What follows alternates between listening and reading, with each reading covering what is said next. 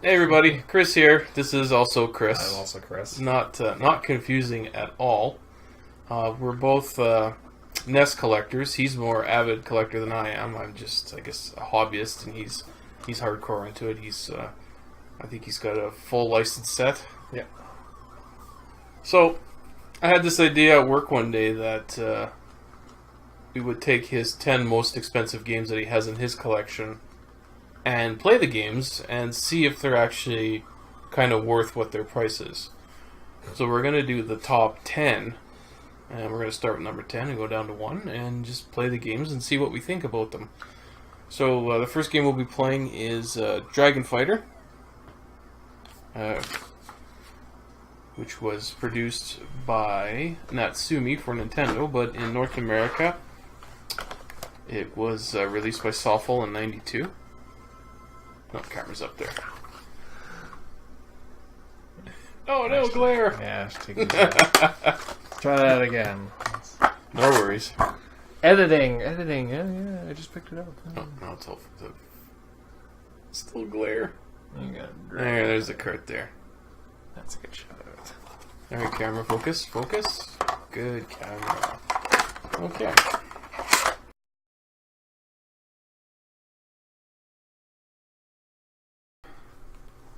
Okay, we have number 10 here, which is Dragon Fighter. It was published by Natsumi in '92. Don't drop it, it's expensive. Dropped it. Softful published it in North America. This is a side-scrolling beat-em-up. Currently it's listed at $311 on Game Value Now. So we're just going to play this for a few minutes and give our thoughts of what we think about this game. Is it actually worth $300?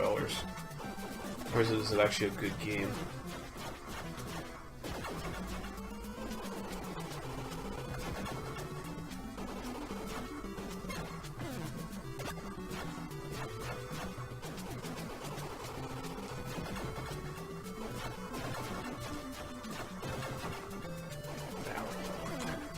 It's got some nice background with the animated crystals.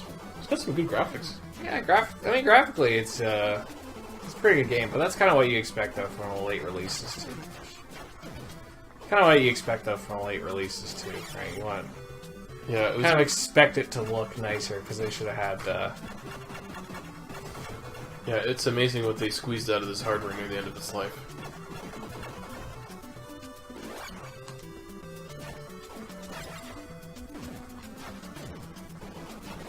I like how they throw snowballs at you, that's hilarious. Yeah.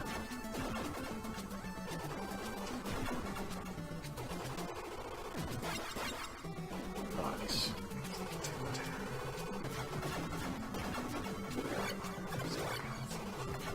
Now we're doing this. I mean, it's a short game. That's one of my biggest complaints. Like 5 levels.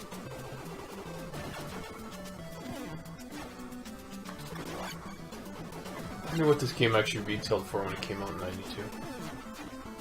I don't see it being any more expensive than anything else. Honestly, because I was a kid, I didn't actually pay for the Nintendo game, so I had no idea what they cost back then. Yeah. Were they $59 or $49 or? They were like, well, I mean, inflation, right? So You need to go online and find one of those old Sears catalogs with all the hilarious prices in it. yeah, I think they were like $39.99 or something. But then nowadays that's like it's $50 in today's terms, I suppose. Oh, I guess this was supposed to be the Northern Lights. What was this boss fight? Boss fight, yeah. This is the first boss. Giant snowball.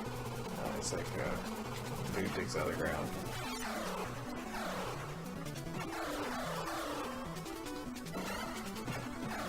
One thing I don't like either is I can't turn around. Oh, that's annoying. So when you're a dragon, you can only go one direction. Not exactly ideal. Oh, he did become a snowball. I kind of called it. Oh, one hit left. Oh! Alright, well that's Dragon Fighter. That's Dragon Fighter. 311 Canadian. Yeah. So we're gonna rate these out of 5 stars. It's a generic side-scrolling beat 'em up. It's pretty good. I like the graphics. It's a little on the plain side, so I'll give it a 2.5 out of 5. Yeah, I'm pretty well a 3. It doesn't do anything wrong necessarily, but it doesn't really stand out from the crowd. I mean, it looks nice. A little on the generic plays side. it plays decently. I mean, it's kind of cool. You can turn into dragon fighter, but it just doesn't really do anything to stand out from the crowd either. It's short too. It's only 5 levels long, so it's yeah, I'd say it's a 3. All right, on to the next game.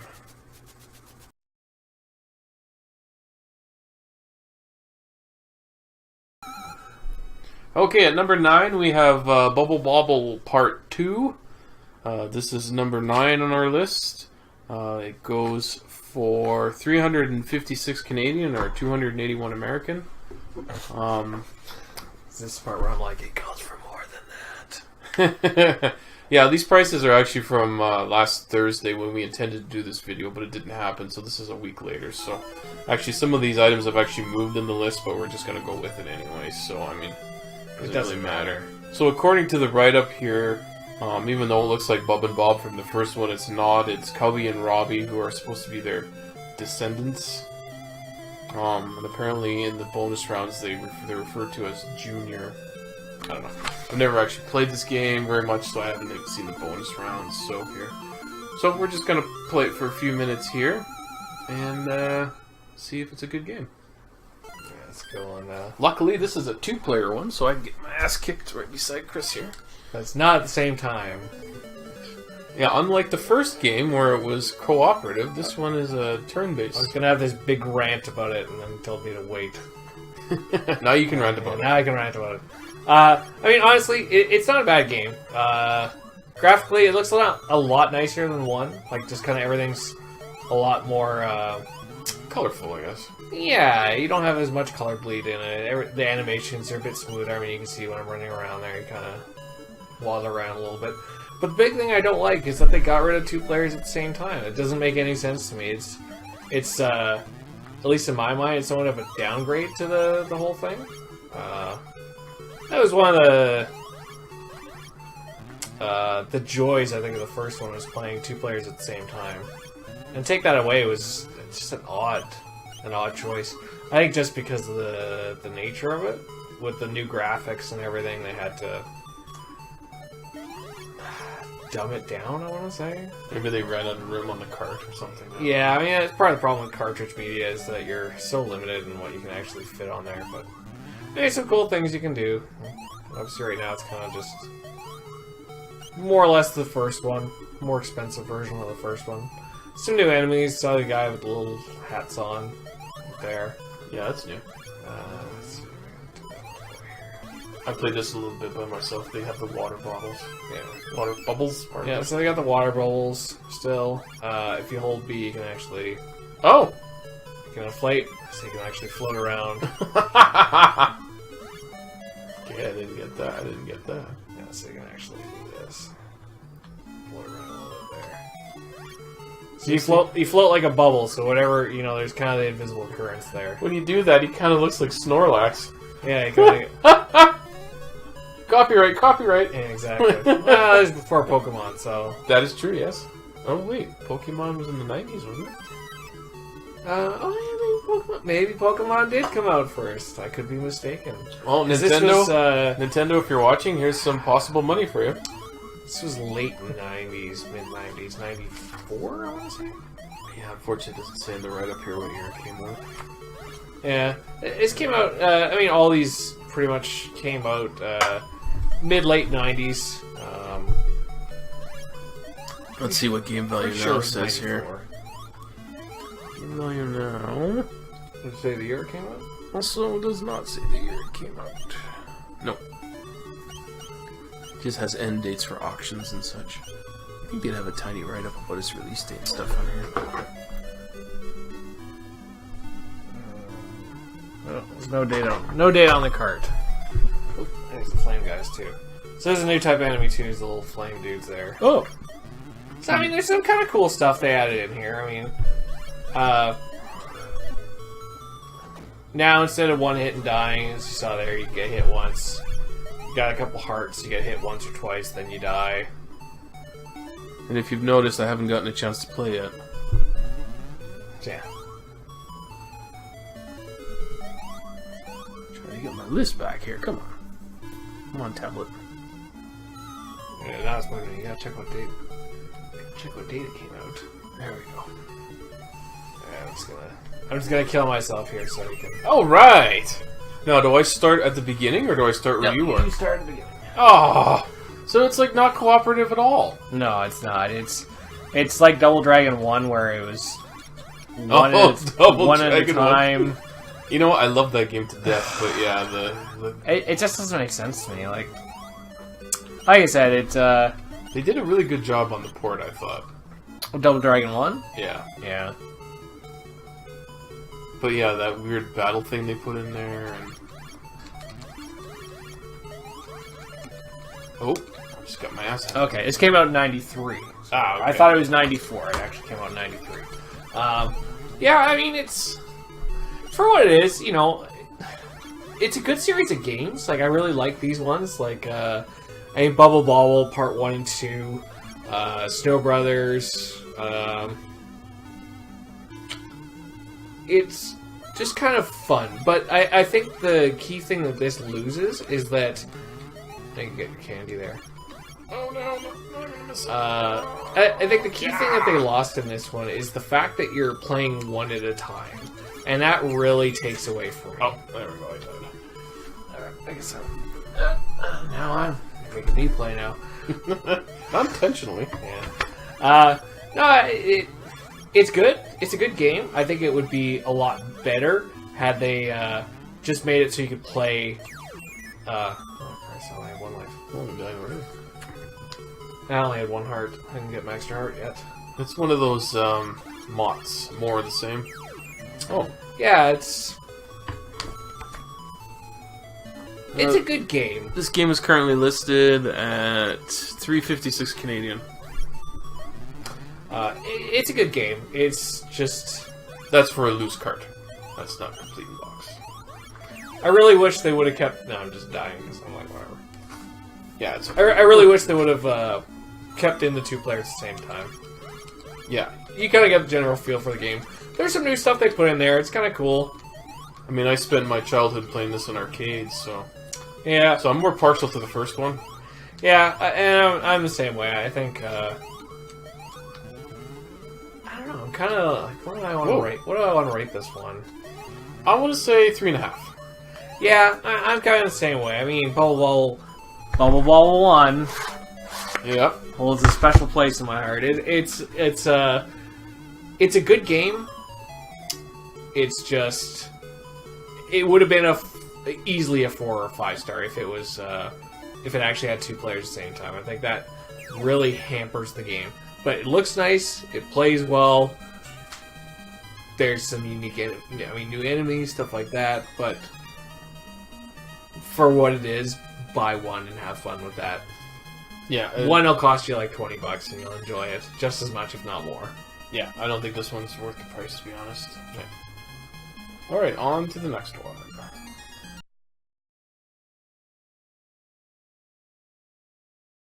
Yep. Okay, and number 9 we have Cowboy Kid by Romstar from 1991. This one is in number 8 place. It retails for $351. It's actually moved down the list on the online one, but on my list it's still number 8, so we're just gonna go with that. Yeah. A lot of them are pretty close in value, so I mean, week to week it could change. Yeah, exactly. They fluctuate. So this was called Western Kids in Japan. It was released for the Famicom and Nintendo Entertainment System. This game is inspired by Konami's Ganbare Goemon series, which is... What did you call it? Goemon the Mystical Ninja. Mystical Ninja, yes. Goemon the Mystical Ninja came out for... in North America, it started coming out on Super Nintendo, and I'm sure a lot of people... Legend of the Mystical Ninja, a lot of people remember that game. The Goemon games actually started on the Famicom, but they just never came to North America for whatever reason. This is about as close as they got. But this plays a lot like those ones did. So let's get started on here. Oh, I'm an Indian. Yeah. That's Yeah, you couldn't get away with that stuff nowadays. Yeah.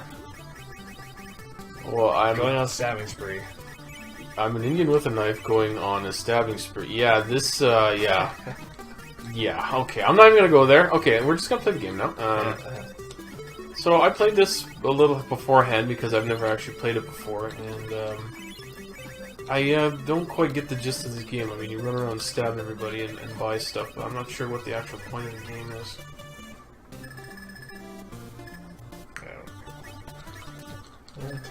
So I'm just going to follow Chris around here because he seems to know what he's doing, and try not to get. I'm going to try and shank everybody I can. Alright, we need a key there. Which seems kind of wrong in this day and age, but okay. I don't remember where to get You gotta get a key, and then you can go. This game vaguely reminds me of another game, but I can't put my finger on it. Might have been for the Sega Master System. I mean, personally, I like this game a lot. I think it's actually really fun. I just can't get over that we're just running around shanking everybody. Yeah. Oh, this guy's got a gun. I'm just about dead. Yeah, I'm dead. Oh, that was you dying. Oh, French fries. I totally want that. I gotta buy a key. Did you get it? Nope. We gotta get back. I think you bought your fry. Oh. Key, there you go. I guess it's not, let me buy some fries here before we go. Are you hitting A or are you hitting B? You gotta hit A. I gotta hit A. Yeah, when you hit B, it cancels out.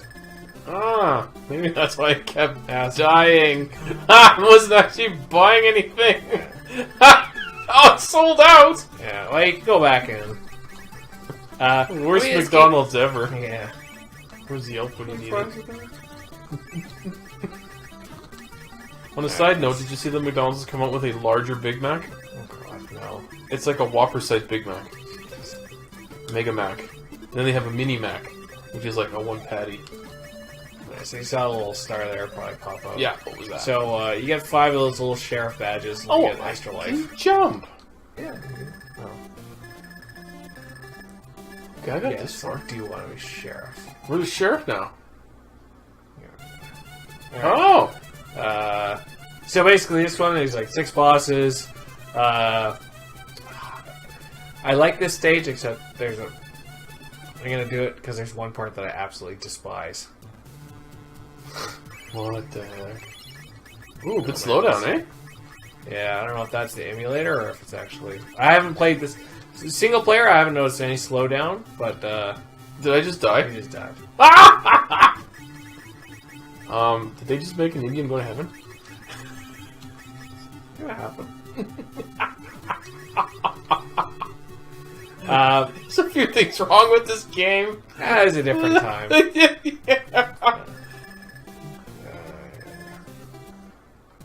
There's a guy I gotta find. Oh, now I'm killing other Indians as an Indian. Let's go right here. I gotta find the shop. Hey, there's a dog. Woof, woof. Okay, you don't got anything for me, Doge. Doge! Maybe he's got some Dogecoin. Yeah. Caveman. Oh. Interesting. This game can be a bit grindy. I mean, usually I end up grinding to get the, I'll end up grinding to get the bulletproof vest to give yourself big damage reduction. Look at that right here. I'll protect you! Oh, also, I'm pretty sure it's on this level you can actually get... I kind of wish the screen would actually allow us to go right to the edge. Sorry, my bad. Like... You should have bought some... Oh. Nah. Didn't really need it because I already died, so... Screw off, Scorpion!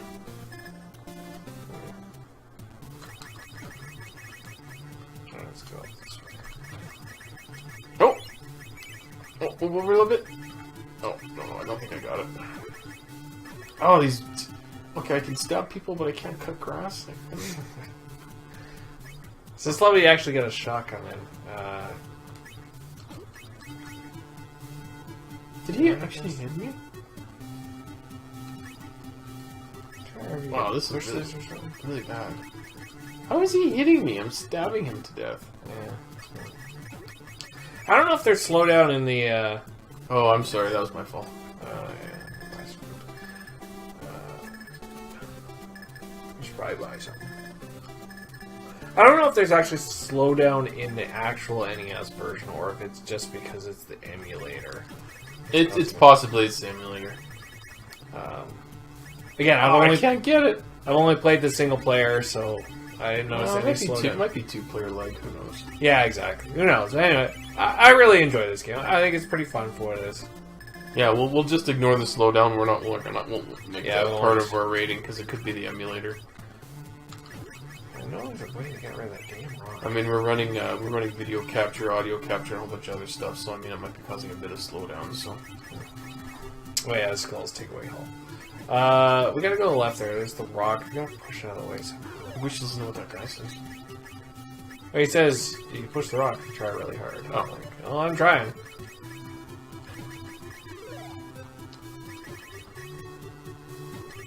Usually there's and down I go. Oops.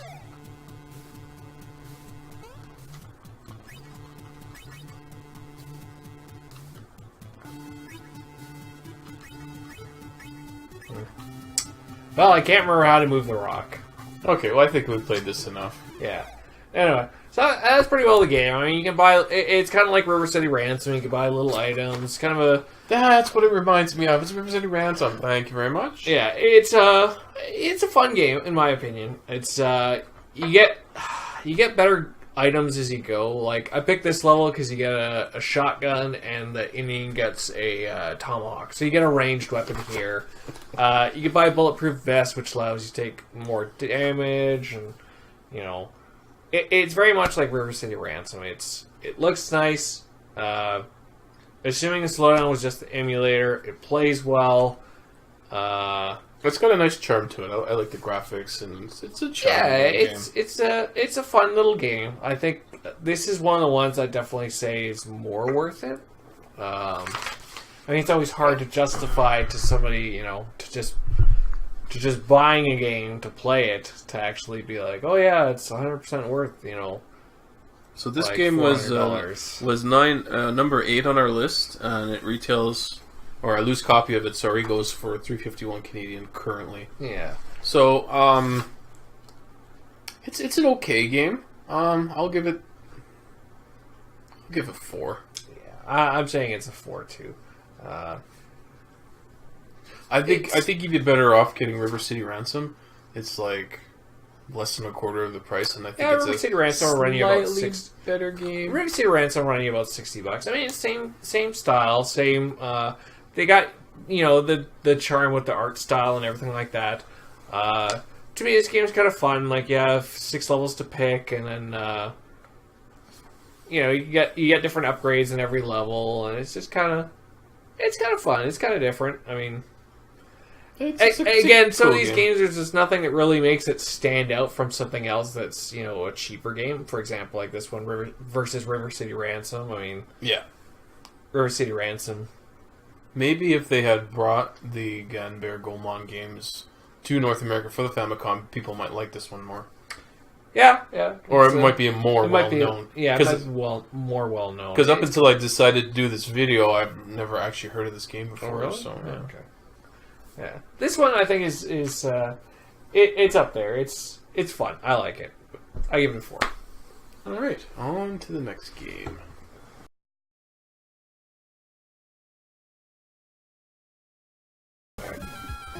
Okay, so number 7 on our list, we have a game called Zombie Nation. Ooh, Zombie Nation. This one is a bit Claymation front.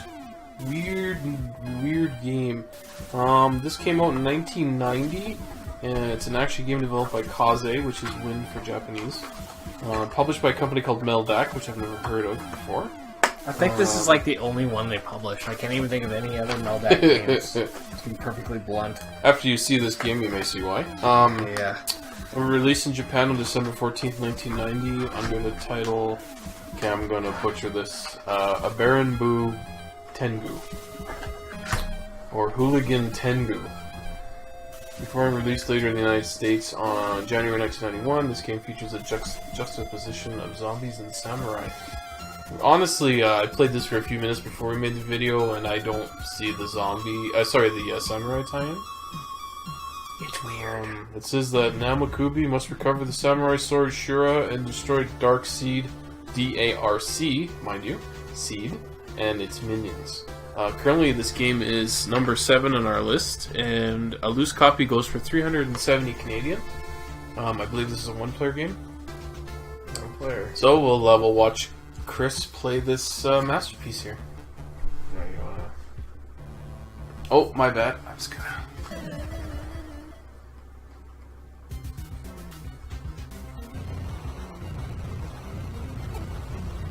When I first played this, I'm like, oh, well, this is kind of like Rampage a little bit, where you're kind of the bad guy, or appear to be the bad guy. You just blow up all the buildings and stuff. Yeah, it's interesting. I mean, in terms of game, like, in terms of what it is, I mean, realistically, it's a shoot 'em up. It's a side-scrolling shoot 'em up game. That's really what it boils down to. I hope Uwe Boll doesn't play this and make a movie out of it. Yeah. It's weird, though. That's the one. Like, you're a flying, supposedly samurai head that's flying around and shooting fireballs out of his mouth, and ones that explode on the ground. So what did he die and then his head inflated, or? I have no idea why he's got a giant samurai head. Like, literally, this is one of those games I think they just kind of were like, they just did it, and then they just were like, oh man, we need a storyline for this. Oh, well, an alien came from, his name's Darkseid, and, D-A-R-C. Yeah, D-A-R-C. Not to be confused with Justice League. It really feels like the story's just kind of like tacked on. It's not really anything to do with anything. Again, it's kind of weird. Have you played any of the Cho and Nikki games? The half-naked flying men shoot 'em up games. You ever played those? Oh, yeah. Yeah. After playing the Cho and Nikki games, look it up on YouTube. It's CHOANIKI. After you've played that, very Japanese, we'll say. It's a little on the different. It's different, but after you played that game, this seems kind of normal. I think anything seems kind of normal after that, though, let's be honest. Yeah, I mean, it's not a bad game. Again, it's just kind of side-scrolling shooting game. It's kind of weird. I mean, it lasted longer than I have. I like the graphics. The graphics are good. It looks good. I mean, it's kind of weird with the way the palette is for your head, because you're all just like one blob of color almost. Like, they still get some. Little angry face there. His eyes are good. I like his eyes. Yeah. I'm dead and I'm angry. Everything dies. Jeez, I got spanked there. Hey, you gotta watch out for those beams. They destroy you. Game over. Oh, you get one life. Yeah, one life. But then realistically, you have infinite continues. Okay. No, I don't have infinite continues. But honestly, it's... those beams kill you? Yeah, they absolutely. Oh, see, I thought they were just part of the background. Nope, that's what I thought too. And then I remembered, oh yeah, these things will absolutely wreck you. Okay, they're anti. Like, you got the little head beams. You got the little laughing heads there at the bottom. That's kind of my health bar. There's some things about this game I don't understand. It's just... Yeah, like. Oh wow, you just insta died there. Yeah. It's almost like whoever made this game was making just a regular shmup, and then they're like, you know what? Let's get rid of the ship or plane that we're gonna use. Let's use a giant dead samurai head. Yeah, it's just kind of like I said. I remember playing this even when I was a kid playing it. I'm like, man, this game is weird. Like it's a shoot 'em up. And it's just weird. Watch out! Watch out! Oh! It's insta death. Yeah, it just drains your health so quickly. I think he's just wrecking me now. It's This game's actually hilarious.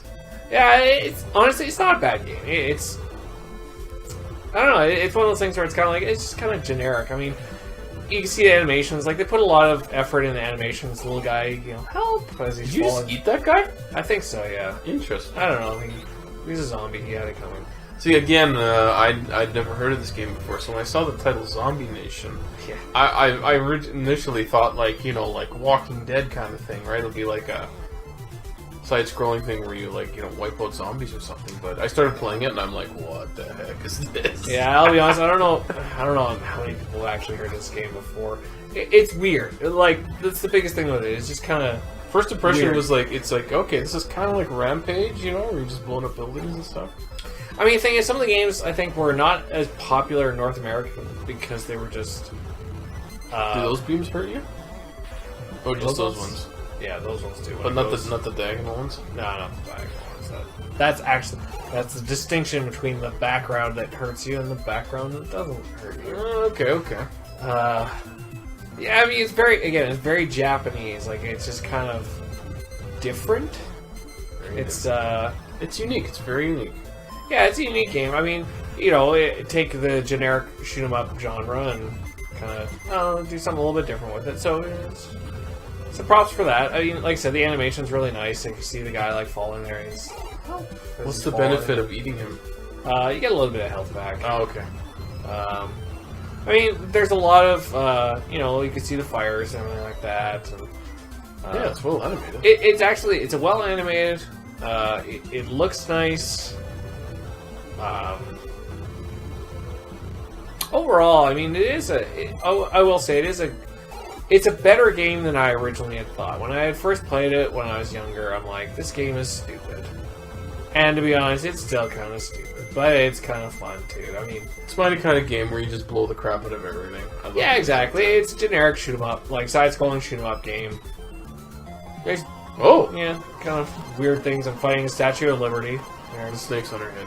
Yeah, Medusa, Statue of Liberty, for some reason. Oh, I like the animation on the flames. Yeah, like it looks really nice. Where's your health? I don't. That's one of the pet peeves here. You don't actually see your health when you're fighting bosses. Well, I have no idea why. You don't see their health. You don't see your health. That was rather easy, I thought.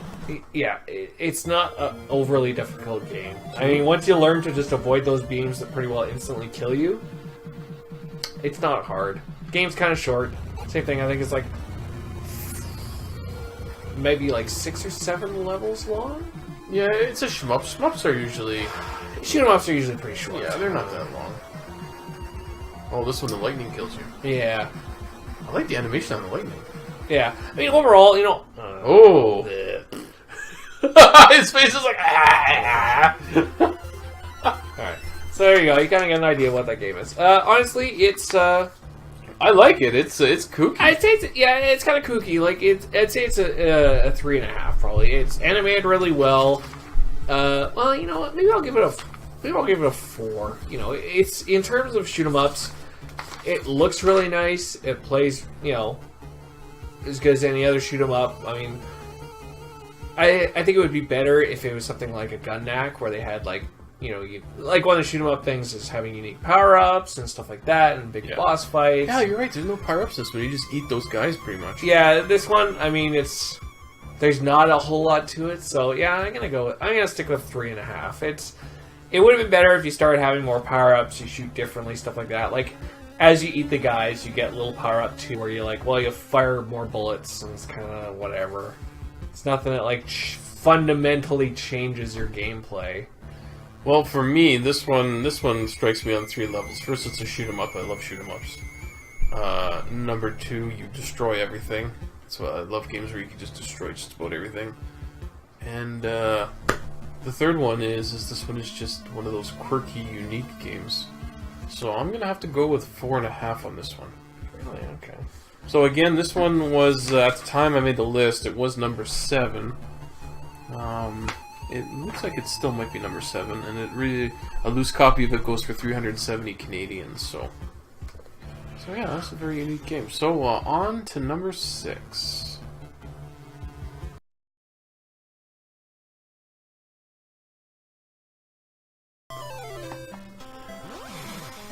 Okay, we have number 6 here. We have Kid Clown in Nightmare World.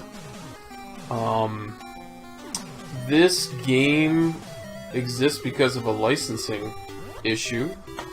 In Japan, this game is actually known as Mickey Mouse 3 Balloon Dreams. Kemco made it. Unfortunately, as we all know, Disney was licensed to Capcom. So when they brought it over to North America, they had to change it to Kid Clown because Capcom had the rights to Mickey Mouse. So we ended up with Kid Clown here. So this game, when I made this list, was number 6. At the time, it was 270 American. Currently, it's actually number 9 on the list at 342 Canadian. So that's quite a bit of a change in a week or so. It's more because Zombie Nation. Zombie Nation is kind of low on the list. It's actually typically. No. I think Zombie Nation's higher. I don't know. They're all so close. Like any variation, it really shifts it. And I mean, it's kind of a moot point anyway. Week to week, it'll change. Yeah. But This game was released September 30th, 92 in Japan. And I think it came out April 1st, 93 in North America.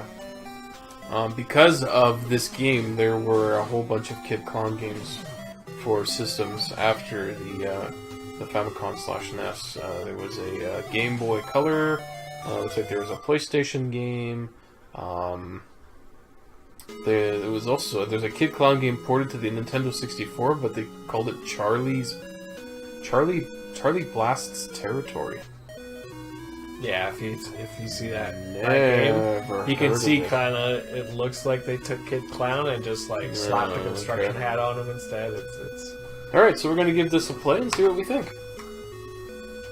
Again, I think this is our first player game. Oh, I've got to flip the screen here, or else we deal with some really bad lag. Oh, angry clowns, uh-oh. yeah. I hope nobody has clown nightmares. What's the chlorophobia or something? I can't remember. Clownophobia? Yeah, I don't know. Fear of clowns. Well, this guy has killer balloons, so I'd be afraid of them too. So I mean, this game it's pretty straightforward. I mean, make little balloons and toss them around. It looks like it's a standard platform. Kind of throw them up. I like the colorful graphics. I like the way the leaves move at the top there. Yeah, I mean, you can. Kemco's known for... I can't tell you any Kemco games off the top of my head, but I know they've made some pretty good games. Yeah, so you can actually like, hold it and float. Ooh, okay. So you can see my normal jump here. And you can see me floating. Actually, So drop. this is this looks Bounce like it on was them. aimed at the younger generation. Yeah. It's a pretty good platforming game, to be honest.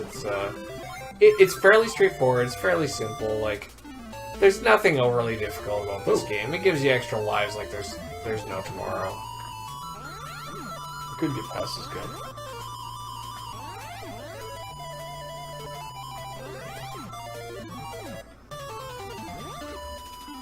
Oh, you have to float over him. Okay. What is that beeping? It's when he's like changing him. Yeah, so I'm done. Yeah. Oh, Look at that. So every strawberry you get gives you another chance to shoot at this stuff here. oh, it's like a carnival for the Coleco. Yeah. Get hearts. Oh, wow. Oh, wow, that's kind of So hard. once you kind of get the timing down, it's not bad. I mean, this game honestly gives you one-ups like there's no tomorrows in these mini games. You just get the Yeah, it looks like it's fruit made gives for, you health. for the younger generation. You just keep going till you're out of balloons? Yeah. So basically, your strawberries turn into balloons, which is just like shots.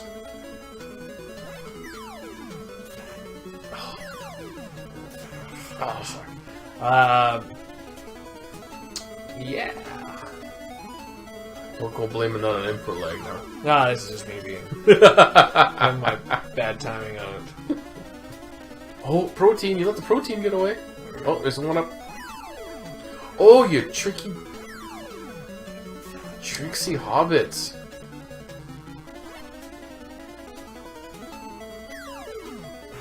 No, you got a heart. Yeah, let's get my health full. Honestly, the game's pretty short. there's kind of cool little cutscenes you can see here in between. I'm curious what a nightmare is. A Mare of Night. Ooh. I can't skip the cutscene. Oh, pet peeves. So, I mean, you can see okay. here, you know, it's 7 stages-ish. You know, if you count the first one there. It's a pretty short game. That's one of the things with a lot of the later release games. Is they were short. Ooh. This is a little more intense, no? Yeah, I mean, a lot of later release games, like I said, they're short. But, I mean, honestly, you know, it's kind of cool. It's got a little bit of physics to it. You can, you know, like I said, you slowly float down. You can drop balloon. You can bounce on it, jump higher. Oh, crap. And you die. Because, you know, clowns don't like water, yo. Yeah. Their shoes fill up and then they drown. Exactly. It's the big shoes. So you can actually throw in angles. So it's actually, you know, it's pretty well done. Oh, you did it. Kind of reminds me of the snakes of Super Mario. A little bit, actually. Now you mention, like, oh, that's gonna look like that. You know, for what it is, it's a good platforming game. I'm busy talking and not playing. That's fine. It's you can run and jump and get invincibility.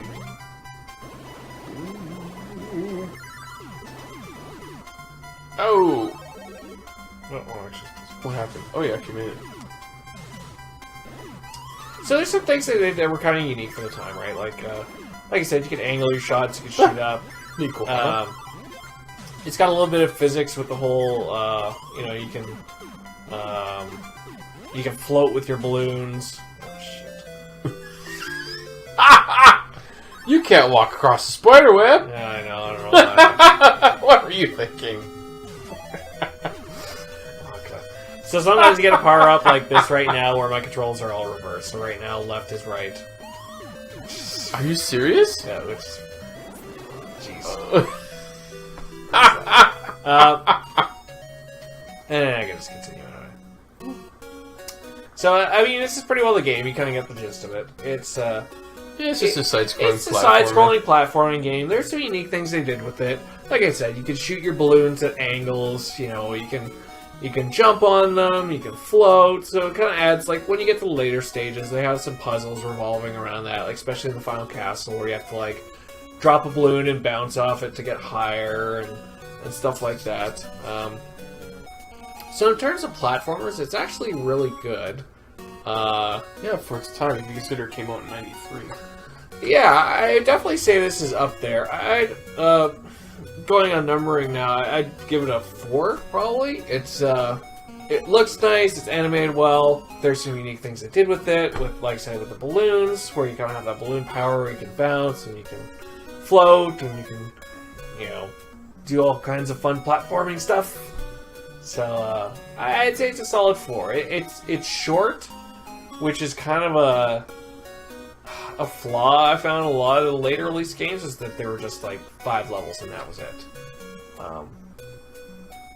Yeah, it's a nice side-scrolling platformer. It's got some nice graphics. It's got some unique physics in it for, you know, considering it's a game from '93.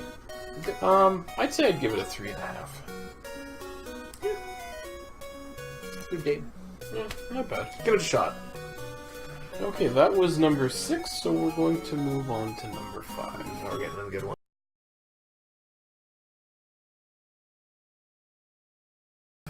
They don't make good games. Alright, so as Chris just mentioned here, we just realized that most of the games we played tonight so far are Taito games.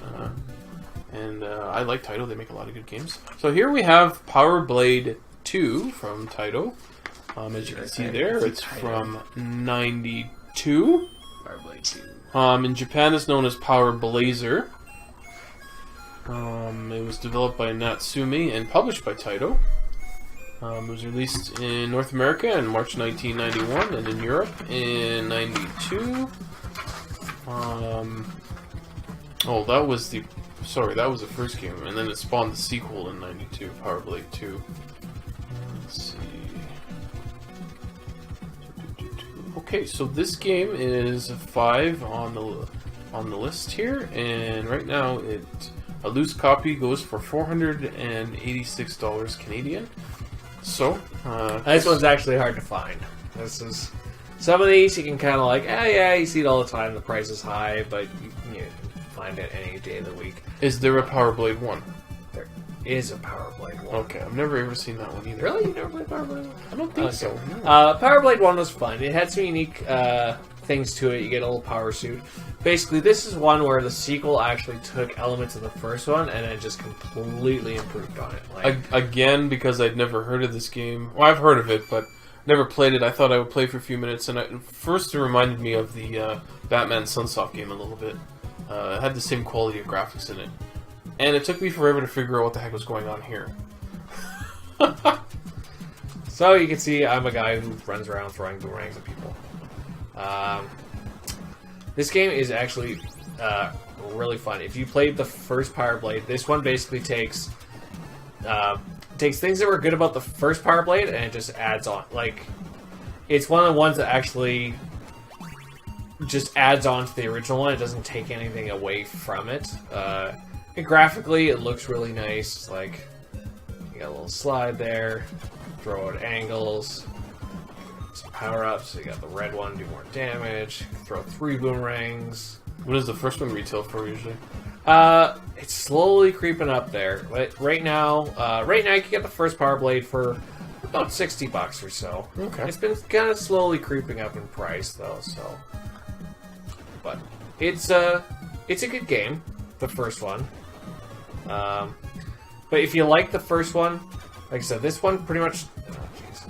Bubbles kill you? Yeah. Grab some hamburgers. A blue hamburger. That looks appetizing. Yeah. So, in the factory. Yeah, in the factory. Oh! Thought I could duck on there. My mistake. You got screwed. I did. Oh, you're at the beginning? Yeah, that's okay. Oh, that's a rage quit moment for me. Yeah. This game is actually it's really good. I want to at least get a suit so you can see. In the first game, you get suits. I'm going to kind of talk about the first one a little bit. So in the first one, a lot of the same things. I mean, you're running around, throwing boomerangs, you're getting hamburgers.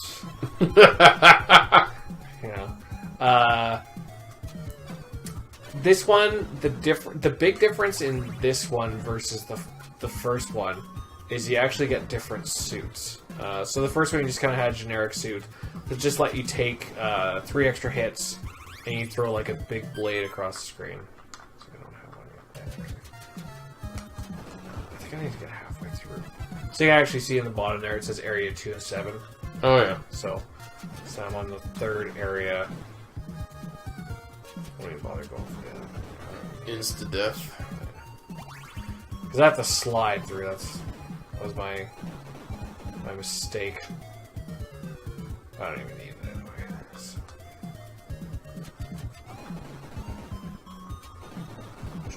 I like the music.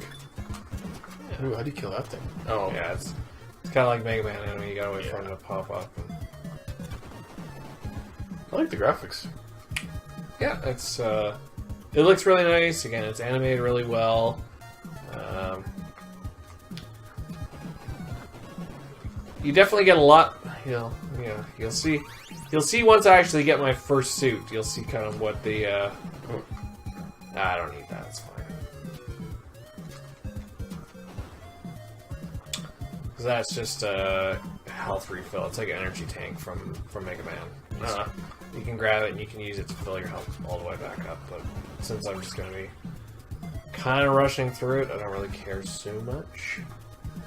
Should be getting to the boss fight right away. I can be climbing one to get that.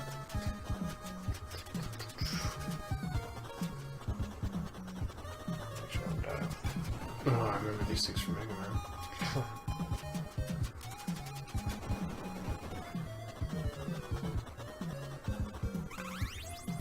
Zabuga. Alright, so I'm gonna get a suit here right away. So you fight dragons to get your suits. Which... Funny enough, this is the only complaint I'd say I have about the game is the dragons are just very color bleed. Yeah, they're very... They're NHL Color Rush jerseys. It looks like Charizard. Yeah, they don't look great. That's my complaint about this game. It's almost like they cut and pasted them from another game. Yeah, I mean... It just didn't look like they belong in this game at all. No, I mean, the first one had them as well, and it's kind of whatever. So I have my Newt suit. Now you can see. Oh. So, the one thing about this game is the first game you just had a suit like this. You're all silver, you can throw big blades like that. This one you actually get different suits. So this suit allows me to climb on ceilings and walls and all sorts. Cool. How many different suits are there? There's 5 suits. Oh, cool. There's the Newt suit, which allows you to climb on walls. I'll just go back to my regular one for now, save my energy. There is there's a wetsuit, which allows you to kind of exactly what it sounds like. You can swim in water. You can swim a lot. Basically, you move quicker in water. There is a jet suit, which allows you to have a little jetpack around. There is a Patriot suit, which you have 2 little orbs that circle around you, and if an enemy shoots, it goes out and blocks them. Cool. The Patriot suit's actually retardedly... I shouldn't say that. The Patriot suit is very strong. Because when you fight bosses, if they shoot any kind of projectile at you, you just wear that, and it just absorbs everything. It just makes some stuff completely trivial. But it's kind of neat. I mean, it gives you a bunch of different powers to play with. It kind of, like I said, it took all the elements of the first game that was good. You know, you kind of good platforming. It's a good platforming game. Like I said, that they didn't remove anything from the first one to make a compromise. I want to say. I really like this game. Yeah, it's actually, this is one of my favorite games, hands down. I could play this any day of the week. Definitely some of the lag here is just from the emulation, I think. Yeah, probably. Yeah, it's a really good series. I mean, Power Blades. Should have gone to the left. Whoops. Yeah. Oh, that's a long way so back. you start back to the half. Anyway, you got a feeling for it. Yeah, Power Blade, it's a fun series. This one takes all the elements of the first game, it just adds on it. You get new suits, you get new abilities with each suit. The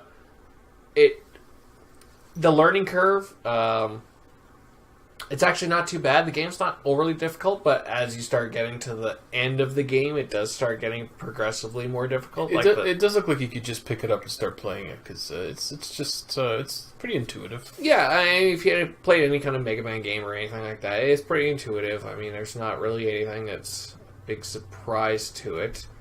It looks nice, it's animated nice, it's a fun platforming game, you get some unique powers.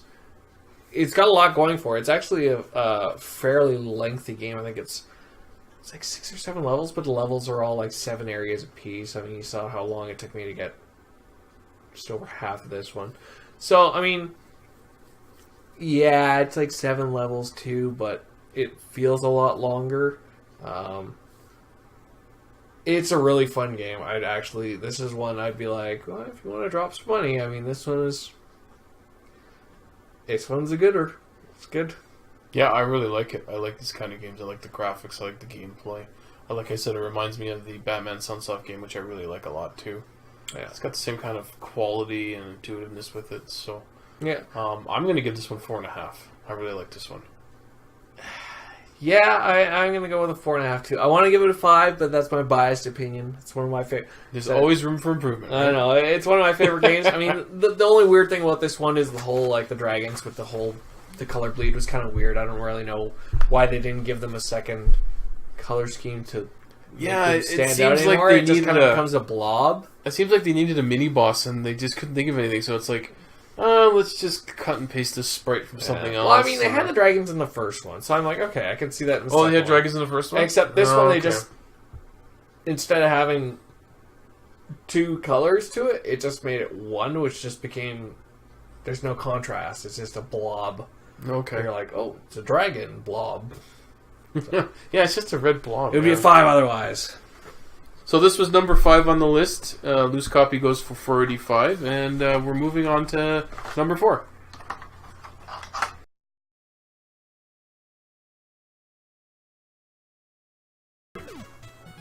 Okay, we have number 4 here. We have Bonk's Adventure. Complete box. Oh, complete box with glare. If you're familiar with the PC Engine or the TurboGrafx, you'll recognize this game. I'm assuming the TurboGrafx one came out first, and then this came out after? Yeah, I believe the TurboGrafx one came first, and then this was just kind of a port of that one, actually. So I think it was 89, I think is when it came out for TurboGrafx. And then they decided to port it over to this for whatever reason. So this game goes for $651 for a loose copy, Canadian. And we're just going to play it here and see what we think. Yes, I personally love Bonks, so I think just from the opening screen here, I think the graphics look really good. I mean, if you do a direct comparison between this and the TurboGrafx PC Engine, I think they did a really good job considering that the NES is just an 8-bit system. Yeah, I mean, again, later release games, they unlocked a lot more of the system. This is a port of the TurboGrafx one, obviously. If you played the TurboGrafx one, it's more or less the same. There's... Oh, so for all these things, I'm like, I'm too busy talking, and I can't talk and play, apparently. Which is kind of funny to do.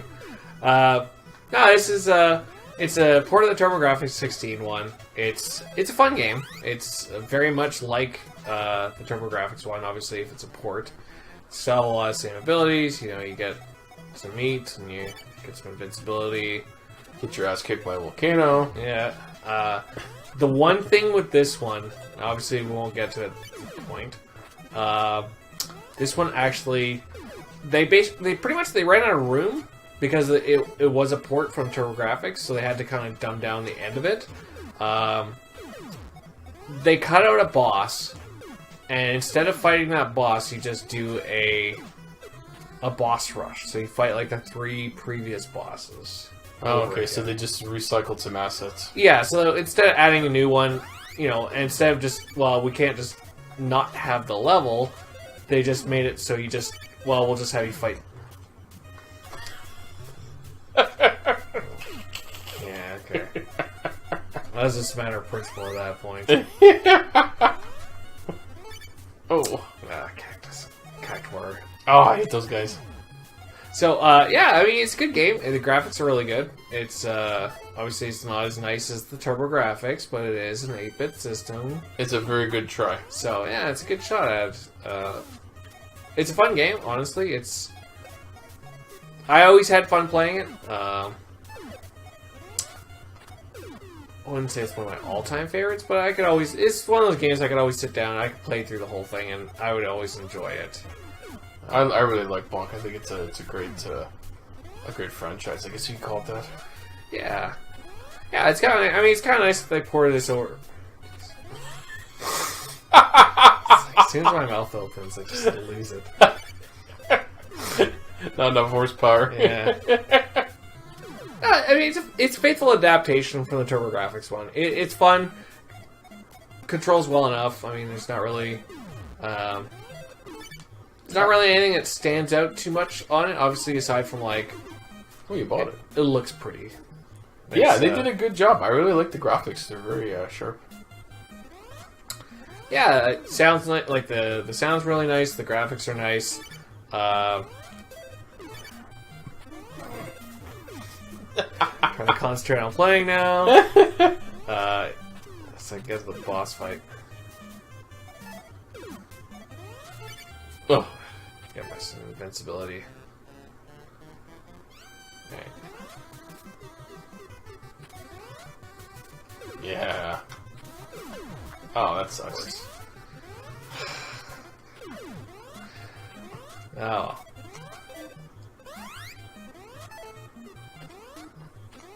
I'm just waiting for one of those to kill you. Yeah. Oh, How did you miss both of them? I don't know. like that. I could play this game for hours. Yeah. The levels are fairly short, but honestly, I mean, it's as long as the TurboGrafx system one was. It's a fun game. You could. Honestly, I was wondering how they were going to handle this level, like, but you know what? It's really close. Yeah, like Smack the guy in the head, his mouth opens. Yep. And he sucks you in. Yeah, so there's little differences they did, like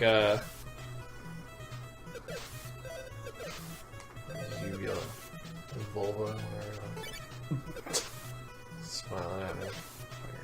I'm gonna get you. Alright.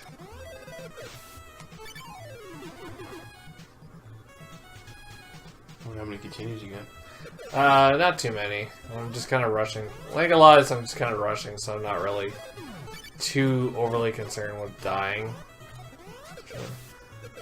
First boss is right away. I think the next area, I gotta fight the boss.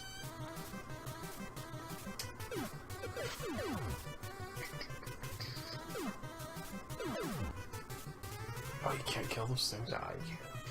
These always bother me because they look like, you know. Yeah, I think everybody knows what they look like. Bacteria. Yeah. I go up bastard's butt. Just like Yeah. every dinosaur, Exactly. he's got rocks in his butt. Got rocks in his butt. I am just there to help. Oh, I remember this, yeah. Yeah. Well, this looks good. Yeah, it's supposed to be the first boss going up here. Which I think is the I don't remember the first boss. yeah. Oh, yeah! What do you do? Oh, okay. Or you gotta knock the egg off his head, right? Yeah. Psycho. Yeah.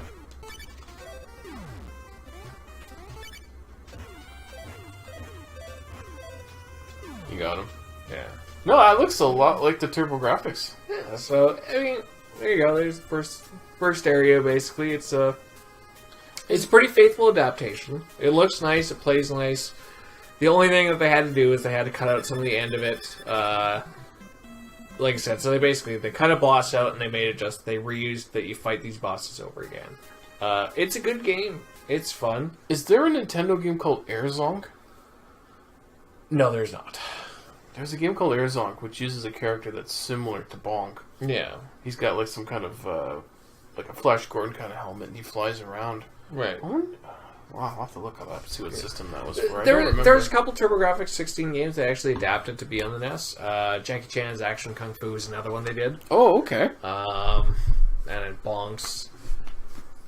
I think that might be it off the top of my head. I'm not really too familiar with TurboGrafx 16, so I'm kind of like... I almost want a TurboGrafx 16 just so I can have the 3 Bonks. I mean, they're just awesome games. Oh, yeah. They're fun games. I mean... Whoever ported this to the NES, whether it was Hudson or some other third-party company, they did it. Yeah, it was very good job. Yeah, I believe it was Hudson that actually ported this one. Yeah, it shows, because they did Million Secret Castle? Milon Secret Castle. Yeah, Milon's, thank you. Yeah. Well, I really like it. I think it's a really fun game. It's So what do you give it? Pricey. I'd say this one's a 4 for me. It's a fun platforming game. It looks really nice. You know, there's not really anything that I'm playing it, I'm like, I didn't really like that. But on the same hand, there's not really anything to me that I'm like, oh, you gotta play it because of this. Right? Like there's, like with me with Power Blade, you know, there was a lot of uniqueness to it. It's a good platformer. It's fun. It's Bonk. Yeah, it's Bonk. I have a soft spot for Bonk. I grew up with it, so I'm going to give it a 4.5 because I think the gameplay is really good. The graphics are really good. They did a really good job keeping the essence of the game going from a 16-bit system down to an 8-bit. I mean, the part where you get swallowed by the dinosaur is very close. The end boss is very close, and I'm impressed with what they did with this one. Yeah. So again, this was what number was this one? Number 4. This was number 4 on our list. It's 4. 4, and currently it's going for 651 loose right now on game value now. So now we're on to number 3.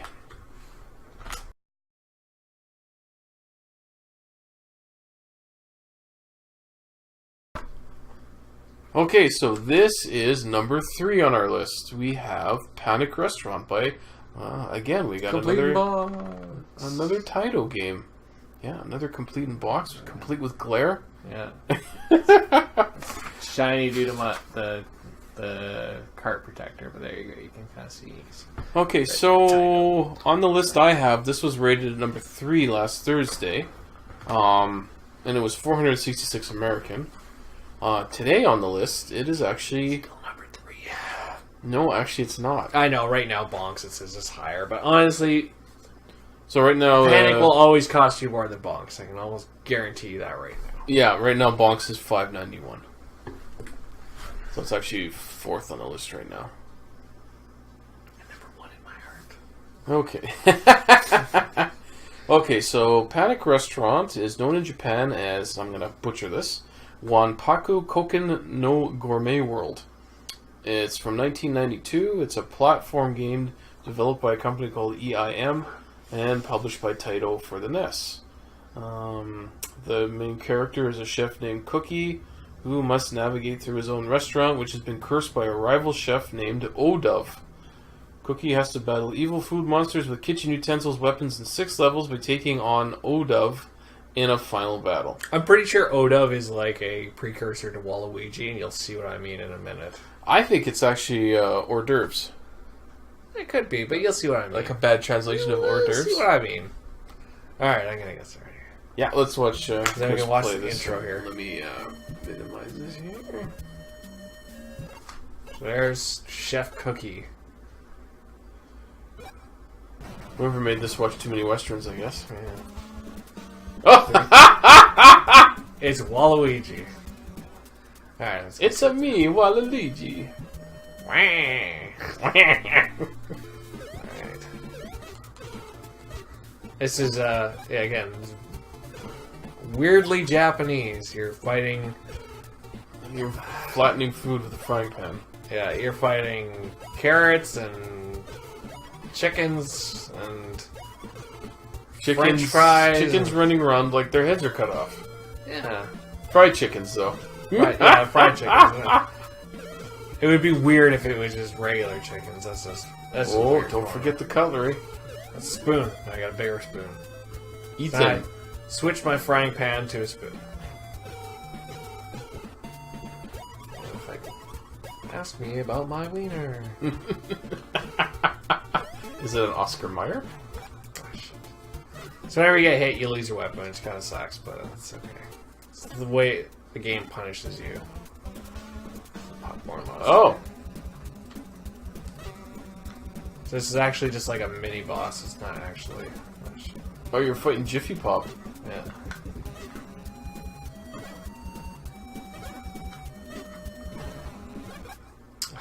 I hit by a corn kernel. Alright, time to be serious now.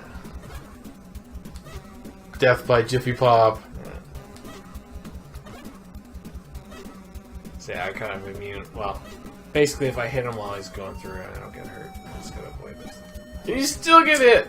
Oh, how many times do you have to do that? I think it's once more. Oh, now it's coins. Okay. I was half expecting that the first time. Nice, clear. I like this game. Yeah, this game has a lot of charm to it. We'll say that. I mean, it's a little casino there. Oh, cool. So yeah, there's a lot of charm to it. I mean, it's a fun little game. This is a very Japanese game. Yeah, it's weird. I should get some other power ups here. I don't know why, but it kind of reminds me of either DuckTales or Rescue Rangers just a little bit. Yeah, I mean, same somewhat art style. The twitch at the end! Yeah. That was good, I like that.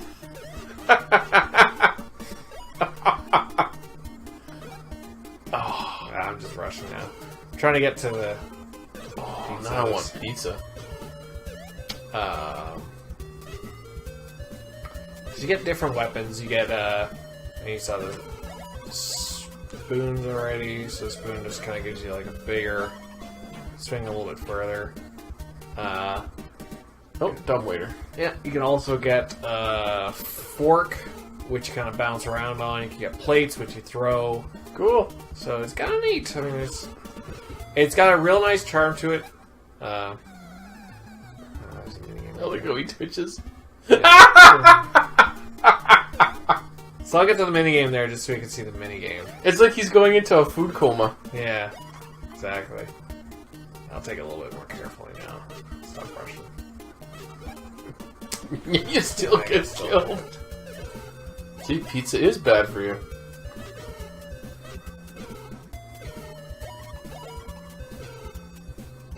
This game is another one of my like all-time favorite ones. Again, I'd never heard of it before, but I'm really starting to like this one. Yeah, this is one I played a lot when I was a kid. I remember renting it. Oh, really? Yeah, I never saw this. And I was always like, it's such a weird game, but it's kind of cool. That's the weird thing is I've never... Oh. Yeah, so you got little mini games you can go to. Yeah, there's like catch the fish. So you got like a little hand and you grab the fish. There's other ones. Cool. Look at that parallax scrolling. You gotta grab the fish and not the bombs.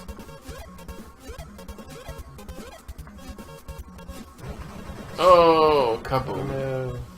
Anyway, so yeah, there's like grab the fish. There's ones with like I think there's eggs dropping and you gotta catch them in the frying pan.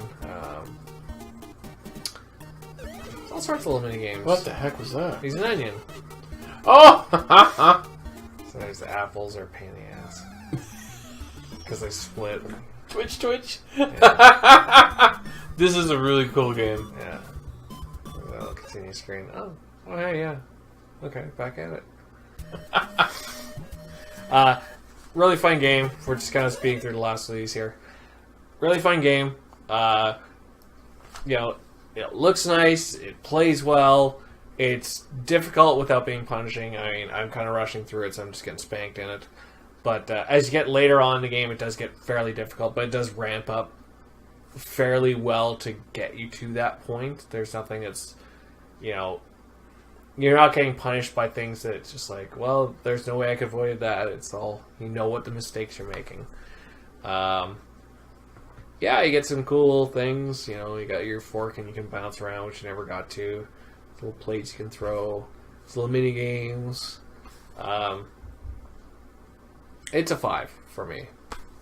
Yeah, I've never heard of this game before, so I played it for a little bit, you know, before we made the video. Yeah. And I really like it. It's very good. It reminds me of like a little bit of Rescue Rangers, a little bit of DuckTales.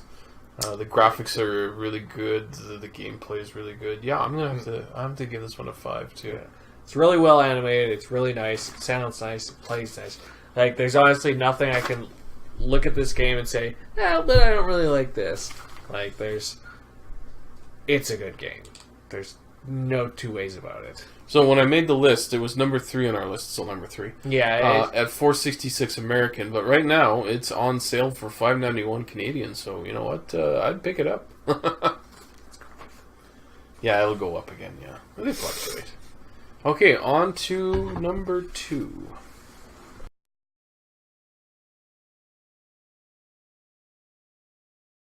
2 left. Alright, this is number 2 on our list of top 10 games.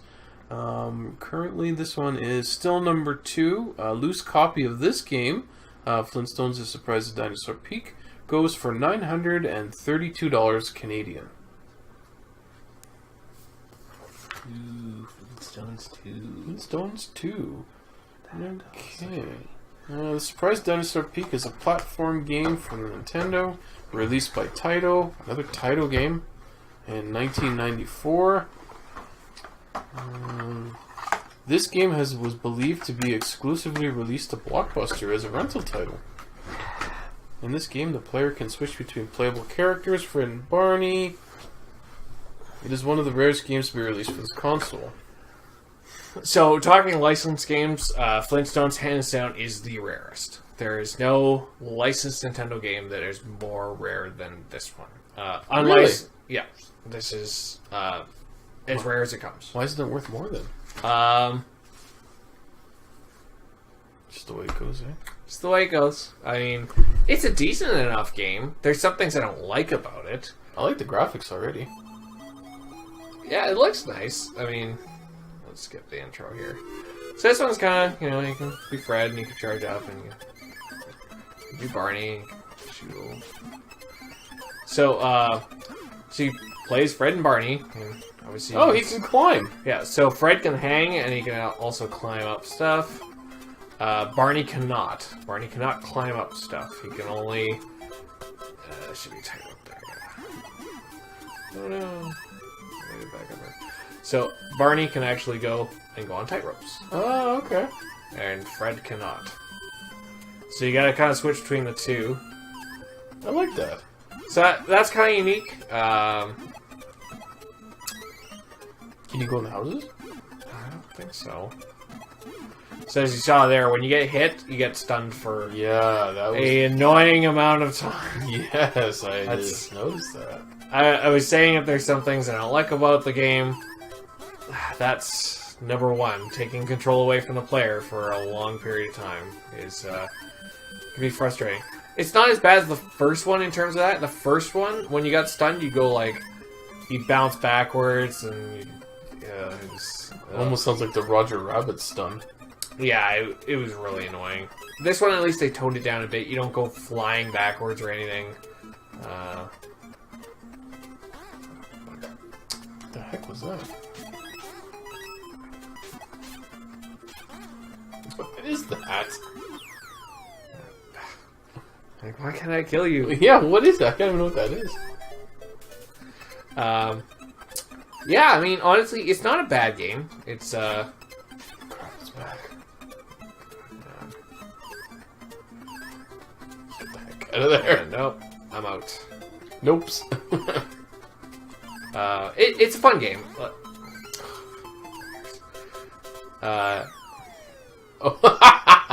Every time I'm talking. You got baconated. Yeah. Not getting me this time. Fool me once. Why does he keep falling? It's just because you can't walk. Can't walk on top of them.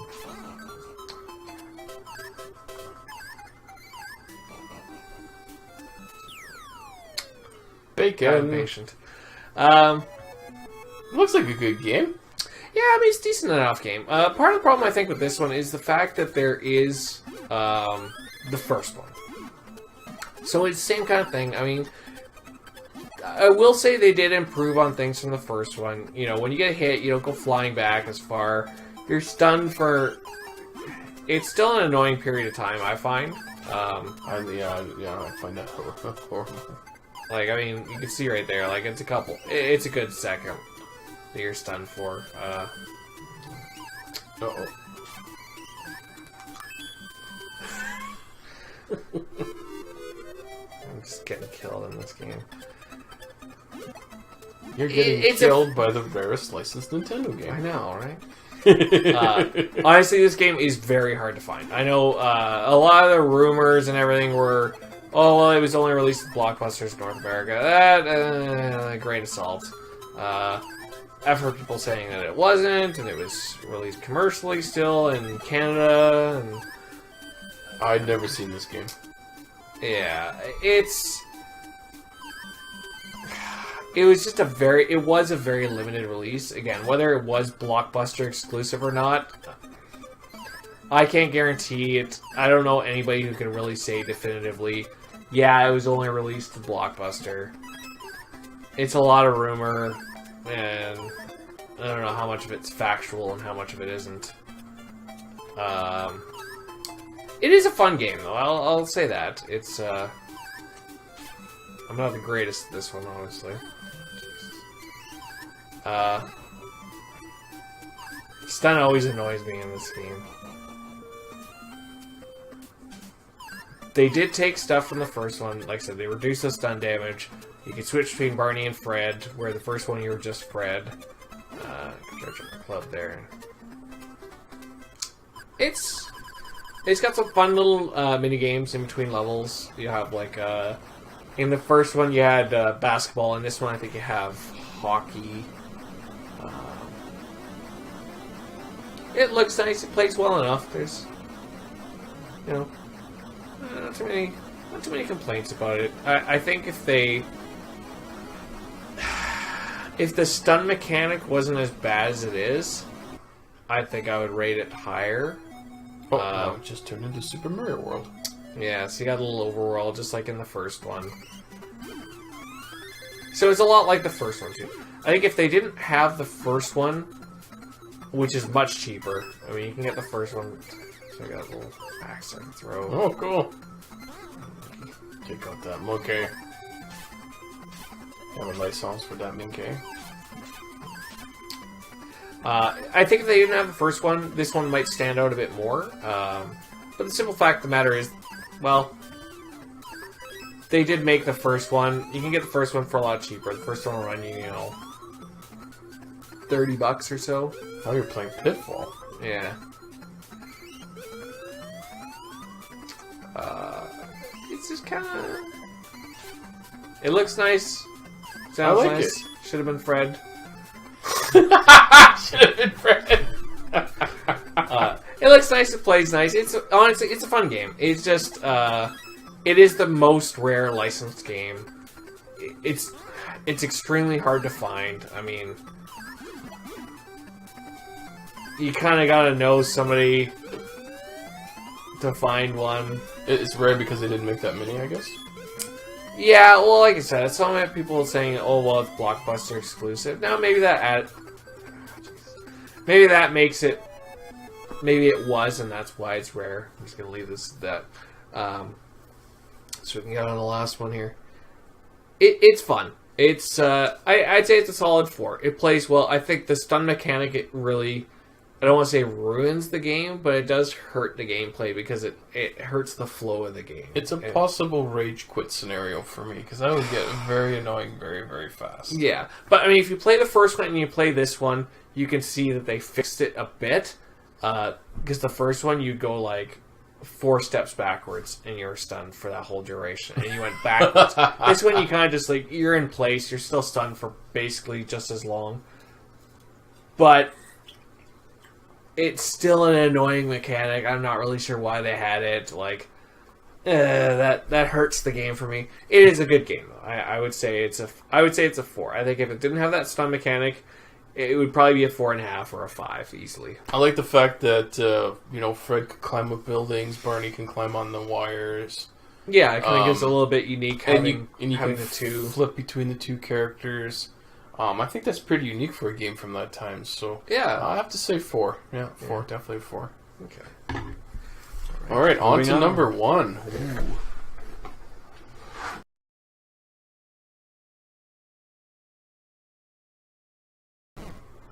All right, the moment everybody's been waiting for. Number 1 on our list. Number 1 on our list is called Samson, and lo and behold, Little Samson. Little Samson. My Not bad. full Samson, Little Samson. My bad. Again, it's another Taito game.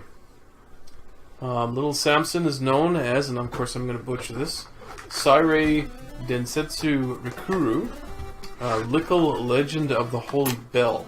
Was released in '92, developed by a company called Takaru, and published by Taito. I guess that Taito did all the last-gen games for the Nintendo, because most of its top 10 list has been Taito. This game is very unique. You can switch between 4 different characters, and of course each character has their strengths and weaknesses. So I'll just jump right into it. Just minimize this so we can play without any input lag. And let's have a look at Little Samson here, number 1 on our list. This game currently retails for $1,403 Canadian on Game Value now. And that's for a loose copy. The graphics in this game are really good. Yeah. So this game is not. It's not as rare as Flintstones is. The rarity on this one is debatable. It is rare-ish. But I think part of the reason the value gets driven up is because of the gameplay aspects of it. It is easily one of the best games that came out for the NES. Grab on the wall there. Yeah, I had trouble with that spot too. It's easier to do that way. Oh, I didn't know you could do that. I like the animation when he spins. Yeah, it's it looks beautiful. It sounds really nice. It plays really nice. There's unique mechanics to it. The first couple stages are kind of just like introductory stages. You kind of meet all your characters. So I'll probably play this one a little bit longer, just so I can get all the guys. Yeah, that's fine. See? It's number 1, so it deserves it. Oh, look, a red dragon.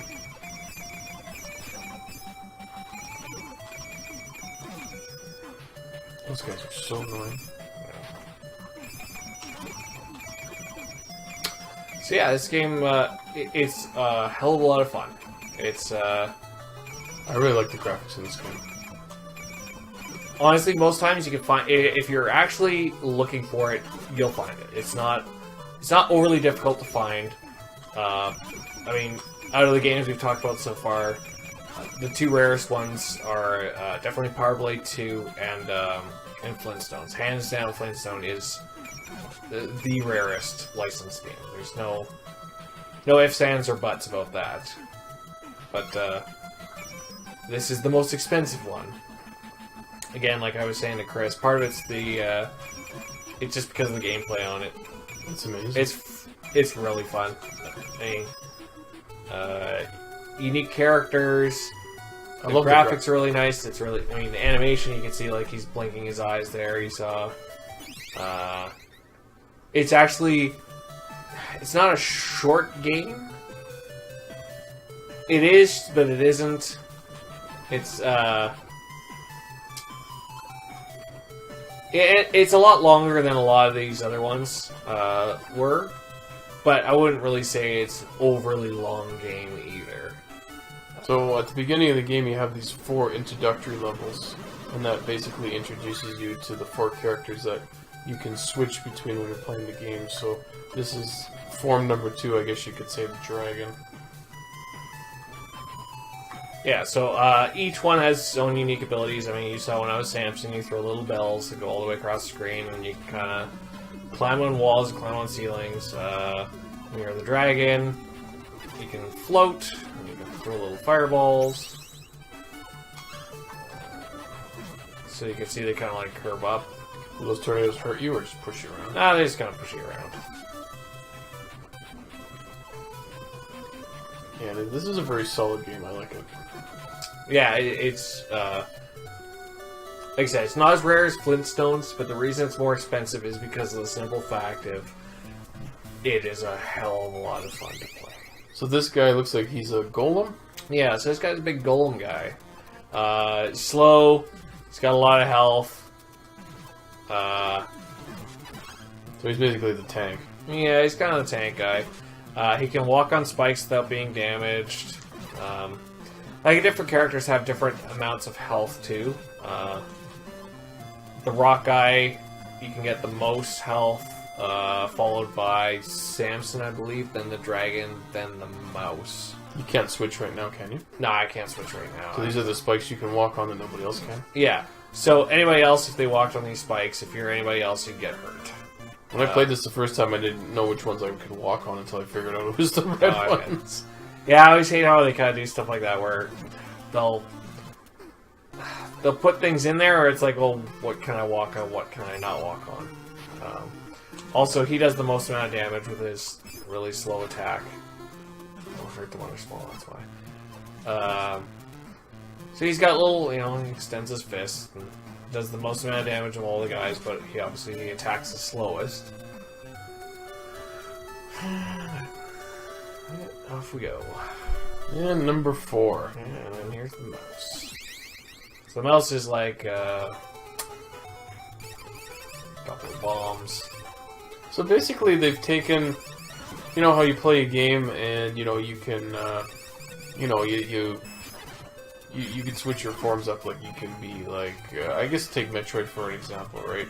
Like you can squish into the ball and drop bombs, or you can get the different armors to give you different, different traits and stuff. So, in this game, they've taken that and actually broken it out into 4 separate characters, right? Yeah, pretty well. Which is pretty cool. Yeah, it's kind of neat. I mean, each of them have independent health bars too, so, if you're running around with the mouse, you're like, oh no, I'm low on health, and you switch to all your other guys, and then you can go and just try to find a heart, and then switch back. Oh, come on. Of course.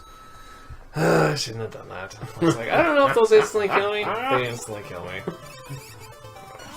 We'll learn. So yeah, I mean, you can see the mouse. He only starts off with 2 health bars. You get the little, you saw the leaf that I went for there. The leaves will actually increase your health bar. That's what it does, okay. Yeah. So when I grab that, I'll have 3 health bars. I have 4, actually. Nice. So, yeah. So same thing like I was saying, once I get through this one, I go through this and I have a...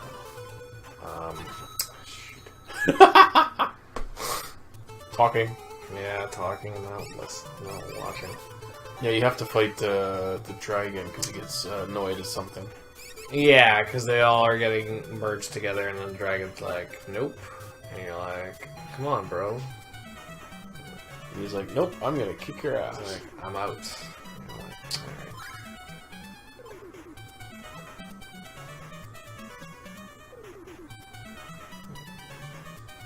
The mouse is hilarious. I think the mouse is honestly my least favorite one, just because, yeah, it's kind of neat, Ow. Drop little bombs, run around. It's kind of cool. But, also you see the potion there. So the potions actually refill your health. Same thing. They're independent, so you can see a pause. I see a little potion on my mouse. So I can use that and fill my health up with my mouse. So it's kind of cool. I mean, you got 4 unique characters with 4 independent health bars with special abilities. They each have their own potions, and so it's not like you're really sharing stuff between all the characters, which is kind of unique. In this part, I'm gonna have to fight the dragon really quickly.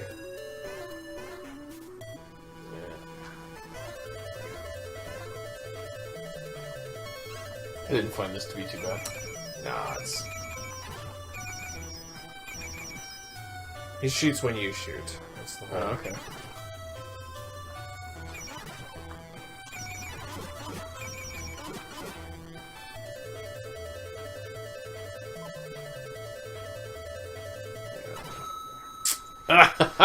It's like when he turns red, he just shoots anyway. Other than that, he'll only shoot when you shoot. I kind of forgot about it until I was like, oh yeah, right. Let's wait for him to go far away. So when he's far, since his shots go up, I mean...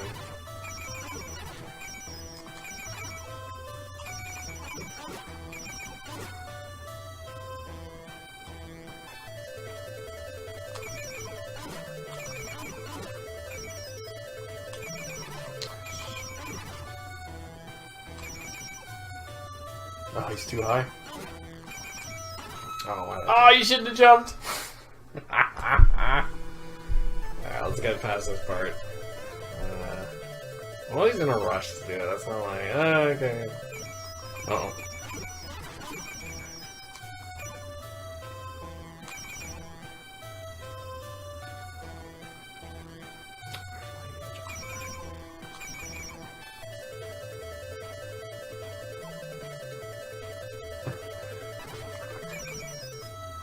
Why is he going where you can't get him? You can't even touch him. No, he's just being a prick. It's because we're filming. I don't know. Alright, stay low. Stop flying away from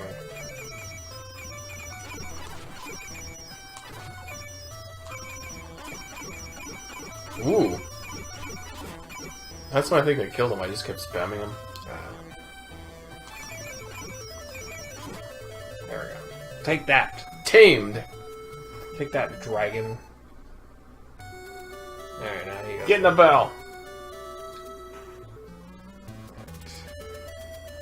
I found it weird, this map, because you see, like, the skulls, like, leading up along there. Mm-hmm. It doesn't seem to follow that at all. Oh, okay. Because it'll be like, oh, and now he's off over here, and now he's back. And I'm like, what the hell? That's kind of weird. Anyway, so, as you can see, I could be Lickle, I could be the dragon, I could be the golem, I could be the mouse. You can change between them, kind of, as you please. I'll go to Lickle just so I get my thing, so it won't really matter. Let's fly. I usually just play as the dragon, it's the easiest one. You can pretty much fly through the whole thing. I think should be able to. Let's get to the boss probably really quickly here. Kind of run by everything. Levels are pretty short. Usually the boss game. Really like the graphics. Yeah, it's like I said, it's not as rare as Flintstones is. So I mean, obviously the music changes too with every character you're playing. Oh, I didn't notice that. Yeah. Ooh. I'm surprised I didn't kill you.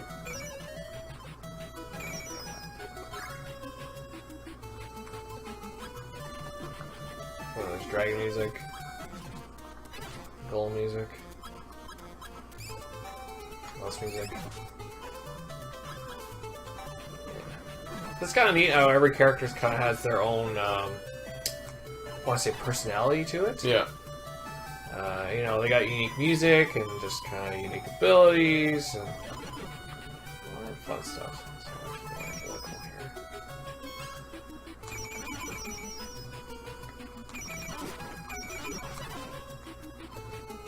It's funny that they call it, they call it Little Samson, but then on the character screen there, you can see it's still L for Lickle. Yeah. So I guess it's supposed to be Little Samson. Yeah, I suppose so. You can argue that. Maybe they thought Lickle wouldn't translate well in North America. Yeah.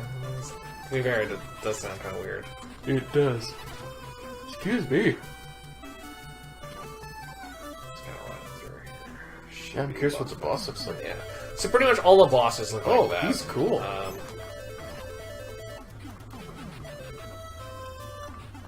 So they're all just like you're fighting wizards. Kind of whatever. I'd say if I have anything to complain about in the game, it's the bosses are just generic, unoriginal. I'm low with the dragon. I'll just switch to Samson's better for the bosses anyway. Or the golem actually. The golem's pretty good. He's just so much damage. Holy crap! Yeah, he's just owning them. He's slow as hell. You can just sit there and just plow. Spam. And then he turns into. Yeah, then he changes forms. Oh! So this is where it gets a little bit unique. That potion there. Yes. Oh wow, he's got lots of health. Yeah. So it's always kind of like a mini boss followed by like an actual boss fight. Holy crap! So those bosses are unique. It's just like first you always fight them. They're like a wizard, and it's kind of like, well, that's whatever. You're a wizard. Harry, you're a wizard. What's it down, Harry? Yeah, that's pretty well the gist of the game. So very cool. yeah, it's again, it's not as rare. It's not as rare as Flintstones. You'll see these all the time, but they are really fun. Yeah, I like this game. I wish it wasn't $1,400. Yeah, 1,400 is low for this game. Let's just say that. yeah. Game Value now has it at $1,403.38. Yeah, That's for a loose copy. GVN though, I mean, $3,500 complete. It's average pricing, right? So I see them go a lot higher if they're in good condition. Like if they're in really good condition, like mine, I've seen $1,500 to $1,800 at like the low end. Wow. But yeah, it's a lot. Yeah, this one's definitely a 5. I mean, the graphics, the gameplay, the fact that you can switch between the characters. I mean, this is a very, very complex game for a Nintendo game. I mean, oh yeah, I mean, unique characters. You have 4 different characters you play as. Each have different abilities, different music. Different own health. health bars. They Yeah. have their own potions. Like, they're very divided. Like most games like that, you'd have, you have a potion you can use on, one character, or you share a health bar or something like that. This is, I guess it's very unique in the sense that all of them are completely independent of each other. I guess you could say it has RPG elements into it. I guess for a platformer. Kind of. You build up your characters a little bit.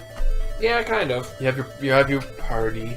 Yeah, it's an action RPG. But yeah, Samson. Samson's a great game. It's unfortunate it's priced so high because it's kind of one of those things where it's cheaper. Everyone should have it. It's a good game.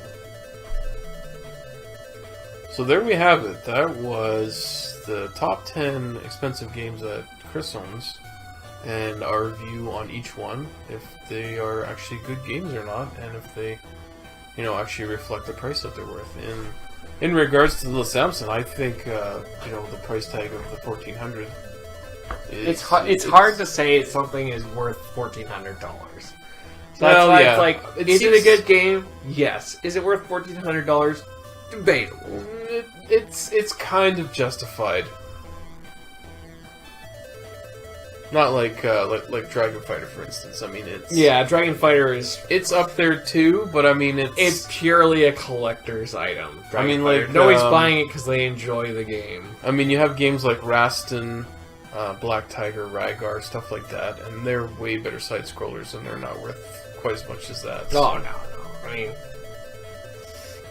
Actually, I don't Dragon think Black Fighter's Tiger mediocre is- at best. I think it is hard to find Dragon Fighter, and that's why the price is up there for it. But in terms of actually owning it, It's expensive because it's rare, not because it's a unique game. yeah. So I mean, not worth it. Dragon Fighter, not worth it. Little Samson? Well, Bubble Bobble, buy the first one. yeah, I agree with that one. Yeah. What about the Flintstones one? Cowboy Kid, worth it. What about the Flintstones? You think you should buy the first one? What's the first one go for usually? First one's like $30. Yeah. We'll get to that. Domination. Domination, there you go. Kind of unique. Unique, quirky game. It's kind of quirky. Very Japanese. Very Japanese. Maybe buy that one. Kid Clown. I'd say it's worth a buy. I mean, yeah, all these obviously have the premium price tag attached to them. But I'd be curious to play the original Japanese version just to see what exactly they changed. Like, did they just swap out the Mickey sprite for a clown, or did they do like an overhaul in the whole game? Yeah. I mean, in terms of go get your favorite emulator, play these games. These games are, the ones I'm saying, get this game. It's worth checking it out, especially if you're not really into collecting. Give them a shot. You don't know what you're missing out. Especially this one, Power Play 2. That's a very good game. Yeah. Play it. Bonks, play it, or play a TurboGrafx 16 one. Your choice. Yeah, they're both equally good. Panic Restaurant. Play it. Very much worth it to play. I love that game. Such a fun game. Flintstones. Give it a shot. If you're wanting to play it on the original hardware, stick with the first one. Samson, there you are. Buy it. Play it. Love it. It's great. What? No box for that one? Yeah, I know. Not yet. I don't have like $6,000 to drop on that, unfortunately. So that's our take on the top 10 most expensive games. Maybe down the road we'll do games that are listed between 11 and 20. Honestly, for the NES, I think a lot of people can get into it. They can. You could spend under $20 on a game, and there's a lot of games that are worth it. Like, even if you said like up to $50. Cheaper than a game you can buy nowadays, brand new.